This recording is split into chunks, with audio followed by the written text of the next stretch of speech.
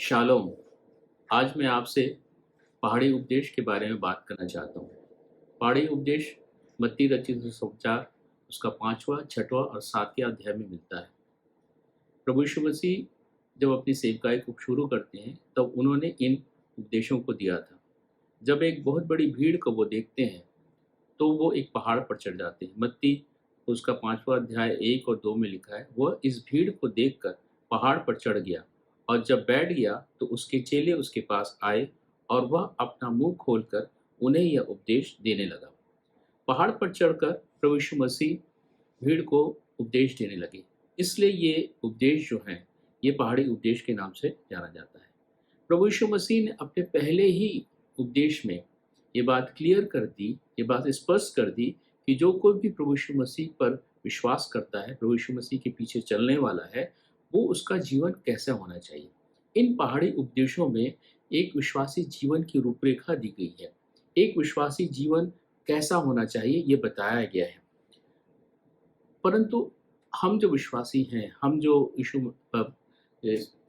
मसीह परिवार में पैदा हुए हैं, वो हम ये सोचते हैं कि उद्धार, छुटकारा, अनंत जीवन ये हमारा जन्मसिद्ध अधिकार है।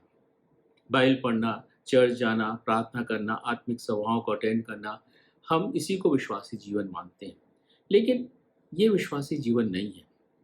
हम पौलुस इस बात को यहाँ पे स्पष्ट करता है। पहला कुरिन्थियों 10वां अध्याय उसका 2 और 5 हम पढ़ेंगे, तो यहाँ पौलुस इस बात को स्पष्ट करता है कि जब मिस्र से इस्राएली लोग निकल के बाहर आए थे और जब उनको कनान देश जाना था, प्रॉमिस लैंड जाना था, तो कम से कम 6 लाख लोग वहाँ से निकले थे। लेकिन कनान देश जो 6 लाख लोग मिस्र से निकले थे, उसमें से सिर्फ 2 व्यक्ति यहोशू और काले भी कनान देश को पहुंच पाए। इसकी वजह क्या थी? यहाँ पे अगर जब पढ़ते हैं पहला कुरिन्थियों 10 अध्याय 2 से 5, वहाँ लिखा है, और सब ने बादल में और समुद्र में मूसा का बपतिस्मा लिया और सब ने एक ही आत्मिक भोजन किया और सब ने एक ही आत्मिक जल से पिया, क्योंकि वे उस आत्मिक चट्टान से पीते थे जो उनके साथ साथ चलती थी। वह चट्टान मसीह था। परंतु परमेश्वर उनमें से बहुतों से प्रसन्न न हुआ, इसलिए वे जंगल में ढेर हो गए। यहाँ पौलुस ये समझाने की कोशिश कर रहा है कि वो सब एक ही भोजन खाया करते थे, एक ही आत्मिक जल पिया करते, मतलब यीशु मसीह के साथ वो परमेश्वर के साथ चल रहे थे। परमेश्वर के साथ उन्होंने अपनी संगति को रखी थी। चट्टान वो मसीह से जो उनको वचन मिलता था वो ग्रहण करते थे और समुद्र को पार किया, उसका उनको उसने बपतिस्मा से उसको रिलेट किया। उसके बावजूद, ये सब करने के बावजूद वो उनसे प्रसन्न नहीं हुआ और वो जंगल में ढेर हो गए। इसका मतलब है हम जो मसीह परिवार में पैदा हुए हैं, हमारा बाइबल पढ़ना, चर्च जाना, प्रार्थना करना और आध्यात्मिक सभाओं में जाना, यही सिर्फ काफ़ी नहीं है। हमें विश्वासी जीवन के लिए और कुछ बहुत सी बातें की आवश्यकता है, जिससे हमारा परमेश्वर प्रसन्न हो और हमें उस प्रॉमिस लैंड में, उस अनंत जीवन में हम प्रवेश कर सकें। इसलिए इस पहाड़ी उद्देश्य में यीशु मसीह ने बहुत स्पष्ट रीति से बता दिया कि एक विश्वासी का जीवन कैसा होना चाहिए। विश्वासी जीवन वो होता है जो वचन पर चलता है, जो आज्ञा का पालन करता है, उसका जीवन विश्वास योग्य जीवन होता है। इन तीनों अध्याय में यीशु मसीह ने बड़े साफ और स्पष्ट रीति से बताया है कि विश्वासी का जीवन कैसा होना चाहिए, उसके जीवन में क्या-क्या उसका कैसा स्वभाव होना चाहिए, उसमें उसकी कैसे-कैसी आदतें होनी चाहिए, वो किन बातों को उसको पालन करना है।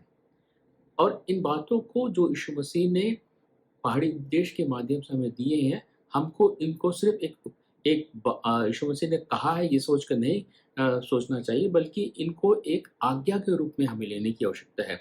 क्योंकि ये हमारे लिए आज्ञा है, हम विश्वासियों के लिए आज्ञा है कि हम उस आज्ञा का पालन करते हुए उसके पीछे चलें, उसके विश्वासी बने। यूहन्ना 14:15 में लिखा है, यदि तुम मुझसे प्रेम रखते हो तो मेरी आज्ञाओं को मानोगे। ये पहाड़ी उपदेश के रूप में प्रभु यीशु मसीह ने हमें आज्ञाएं दी हैं। और यहाँ साफ लिखता है, यूहन्ना 14:15 में बोलता है, यदि तुम मुझसे प्रेम रखते हो तो मेरी आज्ञाओं को मानोगे। हम कहते हैं हम यीशु मसीह से प्रेम रखते हैं, हम यीशु मसीह को चाहते हैं, लेकिन अगर उसकी आज्ञा का पालन नहीं करते तो ये हमारे लिए व्यर्थ है, कि हम यह कहना व्यर्थ है कि हम यीशु मसीह से प्रेम करते हैं। आज्ञा का पालन करना ही हम परमेश्वर के प्रति अपने प्रेम को प्रकट करना है। पहाड़ी उपदेश में बहुत सारी आज्ञा दी है। इन आज्ञाओं को मानना एक विश्वासियों का कर्तव्य होता है। हम आज्ञाओं को तभी मान सकते हैं जब हम यीशु मसीह पर विश्वास करेंगे। अगर हमारा विश्वास इस प्रति नहीं है, हम इस पर यीशु मसीह पर विश्वास नहीं करते, तो उसकी दी हुई आज्ञाओं पर कैसे विश्वास करेंगे? उसको कैसे पालन करेंगे? इसलिए ज़रूरी है कि आज्ञाओं को पालन करने के लिए हमें यीशु मसीह पर विश्वास करने की आवश्यकता है।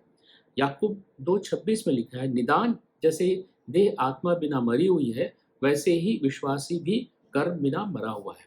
इसलिए विश्वास के लिए कर्म करना बहुत ज़रूरी है। विश्वास के लिए वो जो आज्ञा दी गई है उसका पालन करना बहुत ज़रूरी है। हमारे बातों से, हमारे व्यवहारों से, हमारे कार्यों से वो आज्ञा दिखनी चाहिए। वो विश्वास प्रकट होना चाहिए, वो प्रेम प्रकट होना चाहिए। तभी हम कह सकते हैं कि हम यीशु मसीह के पीछे चलने वाले लोग हैं, यीशु मसीह के मानने वाले लोग हैं।